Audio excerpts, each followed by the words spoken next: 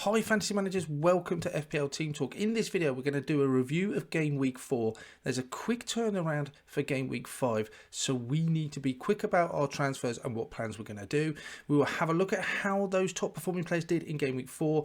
My team will have a look at those players that are predicted to do well in the next 5 weeks to help with transfers decisions, and then we'll have a look at the mini league. So if you enjoy these sort of videos, make sure you hit that like, subscribe, and in the meantime let's take a look.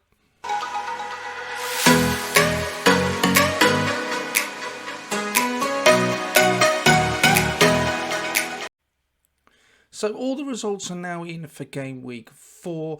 Some high scoring games, no doubt Liverpool taking the headlines with their result. Great comeback again by Man City. Arsenal win their game to stay top of the table. Some great results. Spurs were the last game to be on, beating Nottingham Forest 2-0. So let's have a look at some of those highest scoring players for game week 4. I think aptly you've got to start with the highest expected goals. No real surprise, Firmino. Wow, what a week he had. If you got on Firmino this week, I don't know if you're some sort of soothsayer or genius, but after the Manchester United game, I didn't even think I knew he was on the pitch for the first hour. 2 goals, 3 assists, a whopping great 22 points. His expected goals for the game was 2.19, so he actually underperformed in terms of how many goals he got for 8 million. That's massive. I'm sure there's someone out there in the FPL community who captained him. Would only have triple captain him, but 22 points, great. I mean, Salah, although he didn't get anything, his XG was still high, 1.74. Haaland at 1.62, and he hit a hat trick. Remember, Kane with 2, but he got 1.42. But leading away quite comfortably was Firmino. Does he now become a target of yours? Looking at top assists, then expected assists, strange one given how many other players actually got returns. Tielemans only picked up 4 points. In terms of expected assists, yeah, Firmino's not even on there. For expected assists, Tielemans was expected to get 1.14, so over an assist, only picked up 4 points. Saliba was next one up there for 0.84. Pascal Gross again, what a season he's having, and Elanga's interesting as well for Manchester United. So Tielemans though, 6.4, back in the Leicester side. Not particularly anyone that interests me, to be honest, but expected assists, surprising to see him up there with such a high ranking. In terms of overall goals contribution, then expected goal involvement, the top scorer was, and I've not put him on twice, was Firmino, 3.51. Wow. Right up there. What an incredible week he had. Then we had Raheem Sterling, 15 points, 2 goals, 1.93. Really impressive given that they only had 10 men against Leicester. Salah was right up there, 1.87. So was Kane. The usual suspects. Firmino taking all the accolades though. But Sterling, 1.93. First time we've seen him up there. First time we've seen him actually getting involved in goals for Chelsea. In terms of those players that I thought actually picked out in terms of value was quite interesting. I did go Harvey Elliott. He's been on the watch list for a little while. He scored 1, got 6 points playing in midfield. XGI expected 1.03. The reason why I put him on there's players that completely outperformed him, but for 5 million playing in that Liverpool, that is really interesting that his XGI is so high. Gets a goal as well. Fixtures coming up, they look good. If he gets a run in that Liverpool side as we expect him to continue to do, 5 million, he looks like a real good player to have in there. One that's definitely on my watch list, one I'm definitely considering bringing in. 1 shot in the game, that went in. 1 key pass, would have liked better figures from him, but for 5 million, I'm not sure what else I can expect. One player that did stand out as well, though, Bernardo Silva. Lord of talk was a Gundogan. He got rested. Bernardo played once again. Good fixtures, 6.6, so he's cheaper than Gundogan. 1 goal, 9 points, 0.66 XGI. That's pretty decent. One thing, they got 3 shots, 4 key passes.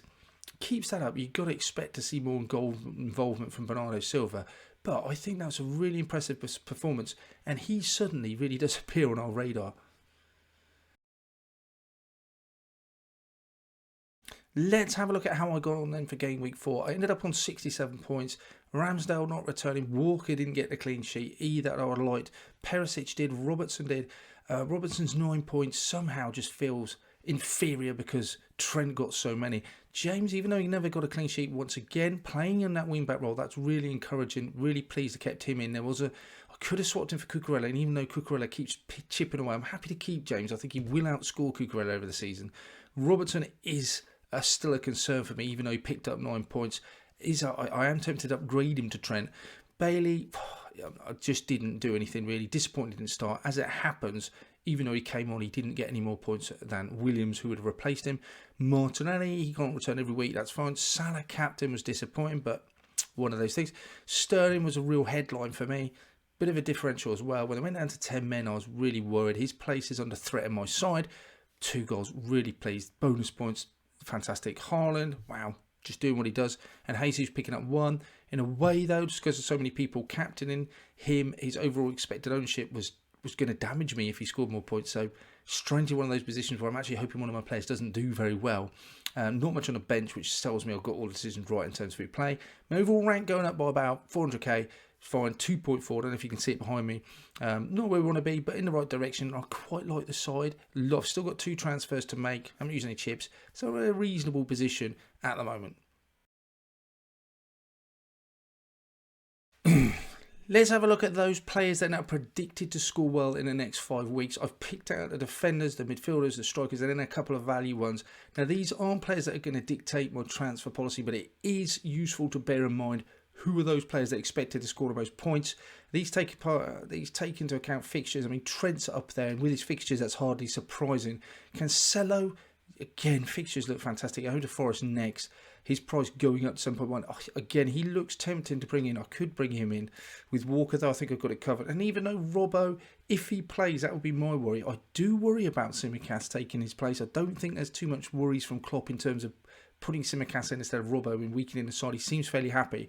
But those 3, consistently the most expensive players and the most to get expected points from the next few games. You can see why. There's some really nice fixtures coming up. Let's have a look in the midfield department then. No surprises. Mo Salah still up there. Even though he didn't return an 9-0 win, his XGI was still up there and consistently beyond the other players. Again, fixtures look decent. Son Heung-min, his predicted points is still 26.4. I think he's got some tough fixtures and he's not playing particularly well. So how much of that we can really take into account? Not yet scored in the Premier League this season. Price going down. I'm not tempted by him in the least. On the other side of the coin, KDB, good fixtures, nailed in that City side. Yeah, I mean, we know what he can do, especially when you consider those 4 goals against Wolves away from home last year, really sort of ring loud in my ears. But those are the midfield options. Up front, again, I don't think we can argue too much with the fact that Haaland is top of the tree. Then we have Harry Kane, even though his fixtures look quite difficult. And next we have Ivan Toney. 7.2, so his fixtures look really good, but there is a bit of a drop off from Kane to Toney and his expected points. But look at those fixtures, he is tempting to bring in. In terms of value plays, then, are expected to do well in the next couple of weeks. I picked out a couple. Bear with me on this one. Chape Adams playing up front, 6.4, pretty cheap. I wouldn't be looking to bring him in for that Chelsea game, but then you've got Wolves, Brentford, Villa, Everton. That's a nice set of fixtures. He's playing quite well at the moment, you have to say. Mitrovic as well, 6.7, a bit more. We know what he's on. Pens, scored at the weekend as well. Brighton, 3 difficult games. That's the only thing I'd say. I'd be tempted, I think, to go Che over Mitrovic at the moment. And the other one I was looking at was just Joe Veltman. Not much attack in return. His expecting goal volume is very, very low. But again, great fixtures. Brighton defence has been solid. And he is absolutely nailed on in that Brighton defence. Lastly, let's take a look at our mini league. Really enjoyed this part of the programme. Premierleague is the name of the team. Peter Christensen, you are top. 294 points, well done. 73 points for this game week. Peter is actually ranked around about 9,000 in the world, so that is impressive. Let's have a look at his team. We've got Trent and Haaland, and apart from that, not much else going on, but it just shows you, wow, what a decision it was to captain Haaland. Was a tight call, must have been a tight call between him and Salah, but you got it right. Trent stayed with him, well done. James picked up the assist, but apart from that, absolutely nothing much going on, but still managed to pick 73 points up. Rare on the bench. I don't think anyone can blame you, though, for going for Ramsdale at home to Everton. But what a really high rank. Side looks decent. Looks good going forward. You've got Toney in there as well. Look forward to seeing how you're getting on. You've got a few points. You've got a little bit of a buffer at the top of our league. Let's see if anyone can close you down, though. And the top scoring player this week was Umri Zain-Udin. I hope I said that right. Coolio, you're ranked 19th in our league. 258 points. 83 points. Great game week.